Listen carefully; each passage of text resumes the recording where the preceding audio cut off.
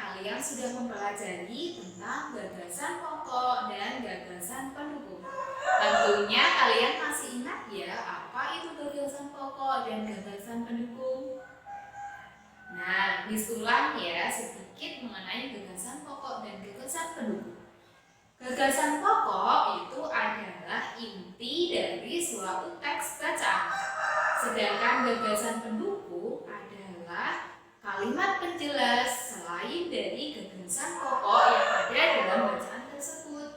Nah, gagasan pokok dan gagasan pendukung itu dapat kalian sajikan dalam beberapa bentuk. Di antaranya yang pertama ada dalam bentuk peta pikiran, yang kedua ada dalam bentuk diagram, dan yang ketiga dalam bentuk tabel.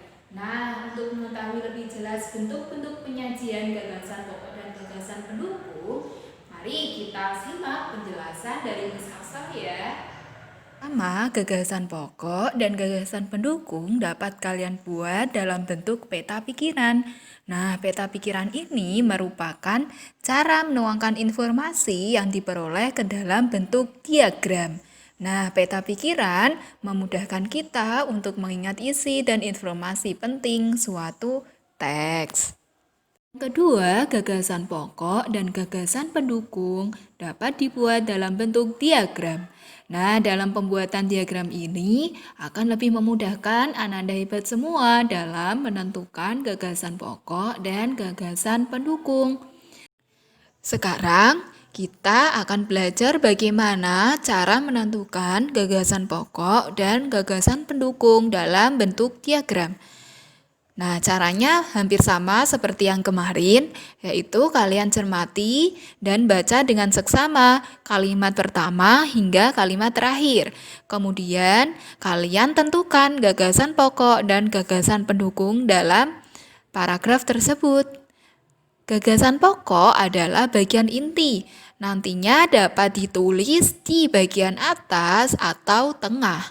Nah, sedangkan gagasan pendukung adalah cabang-cabang dari gagasan pokok yang dapat ditulis di bagian samping atau di bagian bawah gagasan pokok.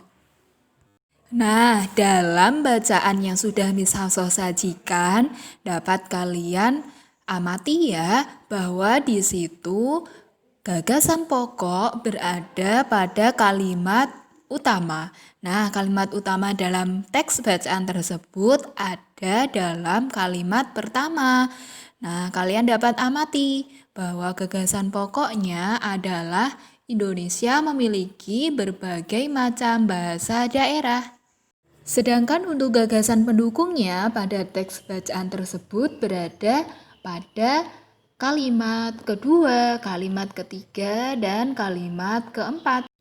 Nah, sekarang bagaimana ya jika disajikan dalam diagram? Nah, kalian bisa amati dari gambar yang disajikan dalam video, bisa kalian lihat bahwa di situ gagasan pokok berada di tengah, yaitu dengan warna abu-abu. Sedangkan gagasan pendukungnya bisa Ananda hebat semua letakkan di samping kanan kiri atau bisa juga diletakkan di bagian atas atau bawah gagasan pokok. Nah, dalam contoh ini gagasan pendukungnya Miss beri pembeda ya dengan warna kuning. Nah, Ananda hebat dalam pembuatannya nanti kalian jangan hanya terpaku pada contoh yang Miss sajikan ini. Kalian sesuaikan sendiri ya dengan jumlah gagasan pendukungnya. Jika dalam teks bacaan tersebut misalnya terdapat 4 kalimat penjelas, jadi nanti gagasan pendukungnya juga akan bercabang menjadi 4. Nah, yang ketiga, gagasan pokok dan gagasan pendukung dapat dibuat dalam bentuk tabel. Caranya sama ya dengan yang dalam bentuk diagram. Hanya saja nanti penyajiannya adalah berupa garis dan kotak yang seperti disajikan dalam video. Nah, Di situ gagasan pokok karena berjumlah 1, jadi tertulisnya hanya 1. Sedangkan gagasan pokoknya karena dalam teks bacaan sebelumnya ada 3 kalimat, jadi di sini gagasan pokoknya juga ada 3 kalimat. Nah, dari ketiga bentuk tersebut, yaitu bentuk peta pikiran, bentuk diagram, ataupun bentuk tabel, semuanya adalah bertujuan untuk mempermudah dan memahami suatu teks. Jadi, kalian bisa menggunakan salah satu di antara ketiga bentuk tersebut.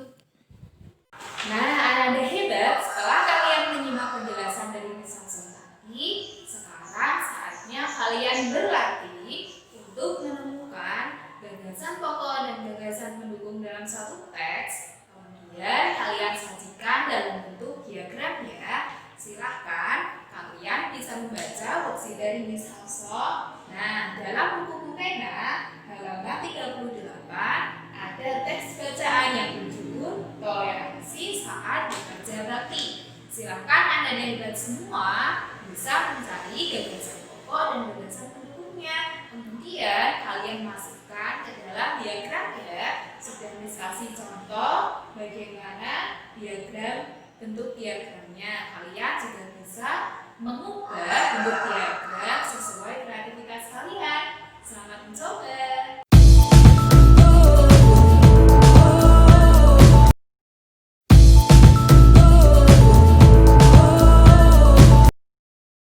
Anak-anak hebat, pasti kalian sudah mengetahui ya bahwa di Indonesia mempunyai keragaman sosial yang begitu beragam. Nah, keragaman sosial tersebut diantaranya adalah keragaman budaya, keragaman etnis, dan keragaman agama. Nah, kali ini kita akan membahas lebih jauh mengenai keragaman agama yang ada di negara Indonesia. Nah, apakah ada yang tahu keragaman agama di Indonesia? Ayo, apa saja? Apakah ada yang belum tahu juga? Akhir ya, kali ini Miss Hansel akan mengajakkan Anda semua untuk mempelajari lebih lanjut mengenai keragaman agama yang ada di Indonesia. Yuk, simak penjelasan dari Miss Hansel. Pertama adalah agama Islam. Agama Islam mempunyai kitab suci yaitu Al-Quran. Kemudian tempat ibadahnya adalah masjid. Dan pemimpin agamanya adalah ustadz atau kiai. Sedangkan untuk hari-hari besar agama Islam diantaranya adalah Idul Fitri, kemudian ada Idul Adha, dan ada juga tahun baru Hijriah. Agama yang kedua adalah agama Kristen. Kitab sucinya adalah Alkitab. Tempat ibadahnya adalah gereja. Kemudian pemimpin agamanya disebut dengan pendeta. Agama yang ketiga adalah agama Katolik. Agama Katolik mempunyai kitab suci yaitu Alkitab. Kemudian tempat ibadahnya juga disebut gereja dan pemimpinnya adalah paus atau uskup dan disebut juga dengan romo. Nah, untuk hari besar agama Kristen dan Katolik itu sama ya. Di antaranya adalah hari Natal, hari Paskah, dan kenaikan Isa Al-Masih. Agama yang keempat adalah agama Buddha. Dalam agama Buddha, kitab sucinya adalah Tripitaka. Kemudian tempat ibadahnya disebut wihara. Dan pemimpin agamanya disebut biksu atau bikuni. Sedangkan hari besar dalam agama Buddha diantaranya adalah 1. Waisak, 2. ada Asada, 3. Katina. Yang keempat adalah agama Hindu. Agama Hindu ini mempunyai kitab suci yang disebut dengan Weda. Tempat ibadahnya disebut dengan pura. Dan pemimpin agamanya adalah pedanda atau pandita. Sedangkan untuk hari besar agama Hindu, di antaranya adalah ada Nyepi, kemudian ada Saraswati, dan ada juga Galungan dan Kuningan. Yang terakhir atau yang keenam adalah agama Konghucu. Dalam agama Konghucu, kitab sucinya adalah Shishu-jing. Kemudian tempat ibadahnya disebut kelenteng. Dan pemimpin agama Konghucu disebut dengan Joseon atau Wenshi. Dan hari besar untuk agama Konghucu diantaranya adalah Tahun Baru Imlek dan Cap Gomeh. Nah, jadi kalian sekarang sudah tahu kan bahwa keragaman agama di Indonesia itu ada 6. Yuk kita ulang sekali lagi ya, apa saja 6 agama yang ada di Indonesia tersebut. Yang pertama ada agama Islam, yang kedua ada agama Kristen, yang ketiga ada agama Katolik, yang keempat ada agama Hindu, yang kelima ada agama Buddha, dan yang terakhir adalah agama Konghucu. Hebat, dari video penjelasan sebelumnya sekarang kalian sudah tahu ya keenam agama yang diakui dan yang ada di Indonesia.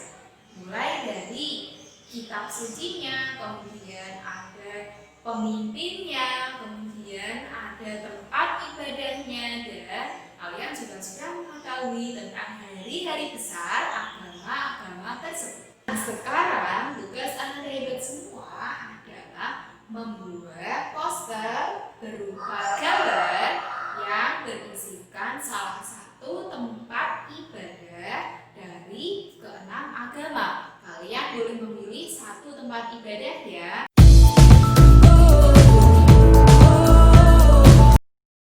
Ananda hebat, pada muatan PPKN kali ini kita akan membahas tentang kerjasama dalam keragaman.